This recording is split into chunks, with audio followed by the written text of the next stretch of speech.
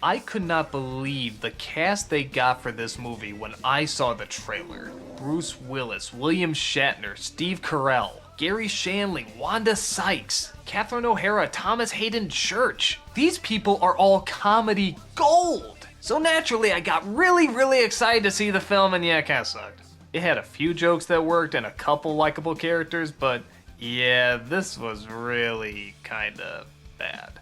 What's the story? A raccoon, played by Bruce Willis, accidentally destroys all the food that was belonging to a bear, played by Nick Nolte.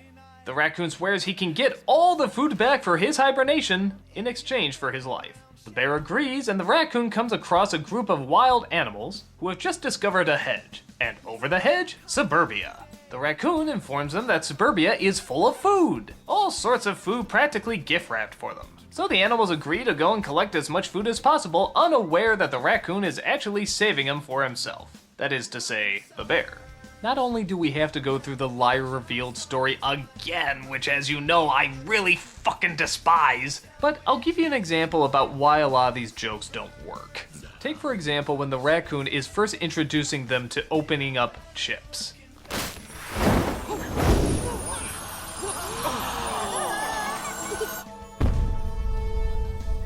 Okay, here's why this joke doesn't work. First of all, they use it again. Now there, it works, because that's something negative happening to them, and it's so large that when you back off and show the planet and show the impact it's having, it's showing how much misery it's spreading. That's why that joke works. But if you're just opening a cheese snack, and if anything, it's just supposed to be something good, why would showing it from Earth matter? There's no misery involved, so there's not really any point in emphasizing it. At least not to that degree.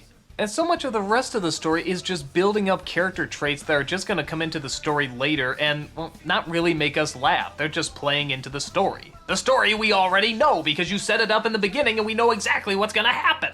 None of the celebrities really lend much to the characters. I don't know if they weren't allowed to, or maybe it wasn't a good script, or I don't know, but their talents surprisingly don't bring anything. William Shatner is a possum who has to pretend to die all the time. I guess when you think about it, that could be pretty funny because we know what a hammy actor he is, but if it's animated and we're not really seeing Shatner, yeah, you kind of realize why this joke wouldn't work.